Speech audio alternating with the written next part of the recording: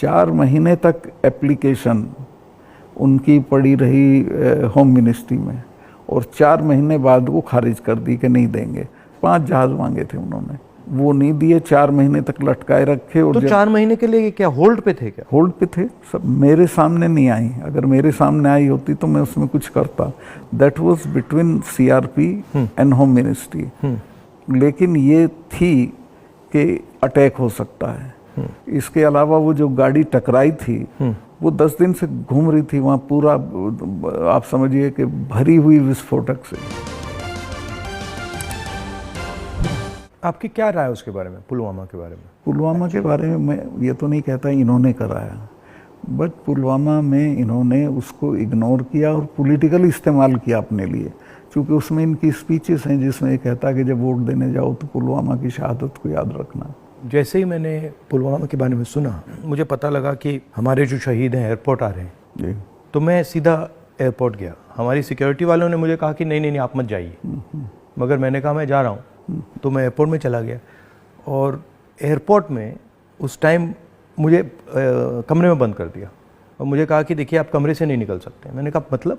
तो उधर वो सब शहीद आए थे, वहाँ पे आर्मी के लोग थे, प्रधानमंत्री आ रहे थे, और मुझे मतलब लिटरली चाबी से बंद किया कि आप बाहर नहीं जा सकते। मैंने सिक्योरिटी वालों से बोला ये मतलब ऐसे कैसे कर सकते हैं, और फिर लड़के मैं वहाँ से निकला।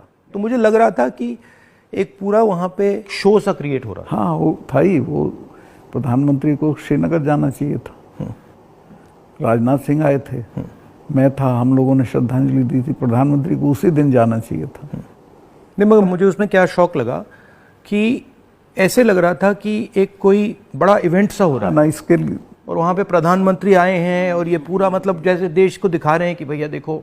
काफ़ी डिस्टेस्टफुल सा था। जिस दिन ये हुआ तो ये नेशनल कॉर्बेट पार्क में शूटिंग करा रहा था अपनी, तो ये अवेलेबल मैंने 3-4 बार कोशिश की, मिला ही नहीं मुझको।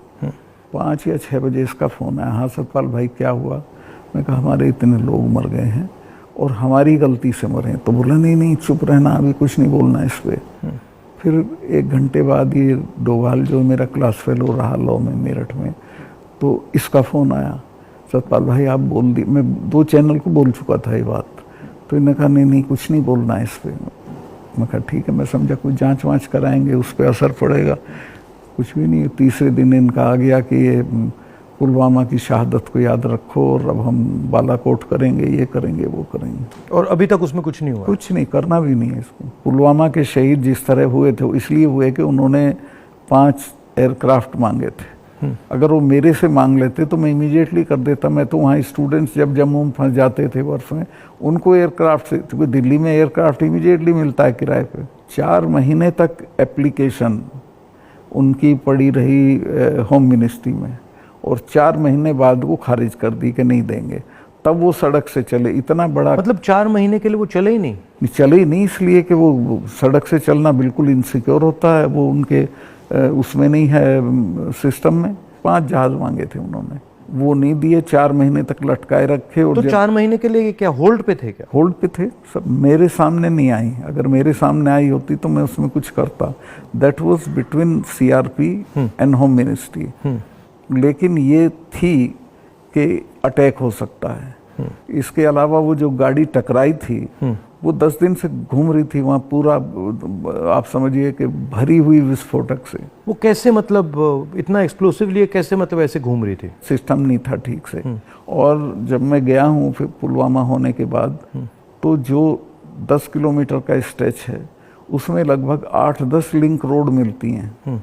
एक भी सैनिटाइज नहीं थी उस दिन। बल्कि हम तो जब अपनी पुलिस को भेजते थे कश्मीर की, तो पूरी रोड पे सिविल ट्रैफिक बिल्कुल रोक देते थे, सैनिटाइज कर देते थे, तब भेजते थे।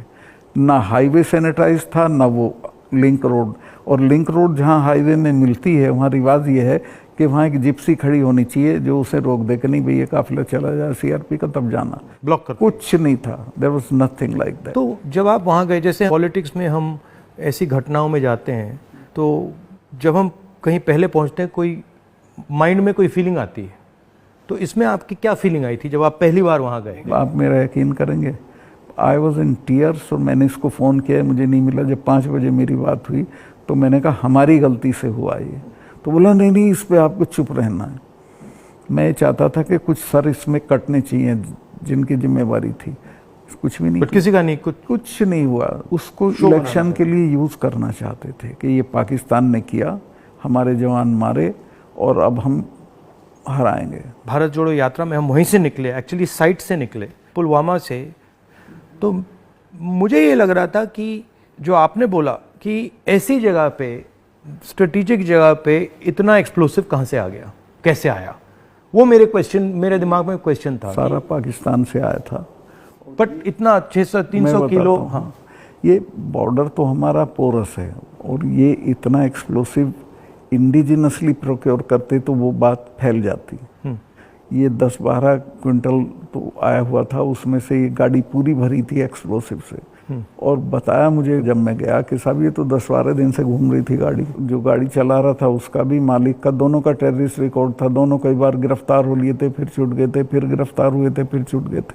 अच्छा, तो उन पे कोई निगाह नहीं थी इंटेलिजेंस एजेंसीज की।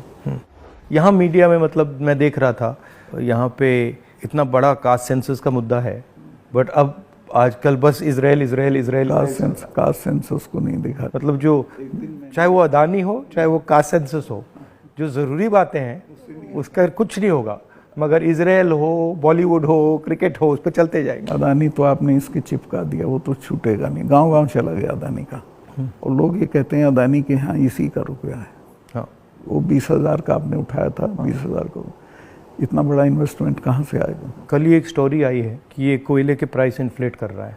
वहाँ से इंडोनेशिया से कोयला नाव में जाता है और यहाँ पहुँचते उसकी प्राइस इन्फ्लेट हो जाती है और फिर लोगों को बिजली के लिए ज़्यादा रेट देना पड़ता है, मगर वो भी मीडिया ने कहीं नहीं उठाया। मुझे खबर ये दी गई कि जिस दिन मैं ये करण थापर का इंटरव्यू किया, इन्होंने बुला के सब चैनल्स को कहा कि खबरदार कोई रिपोर्टिंग नहीं होगी।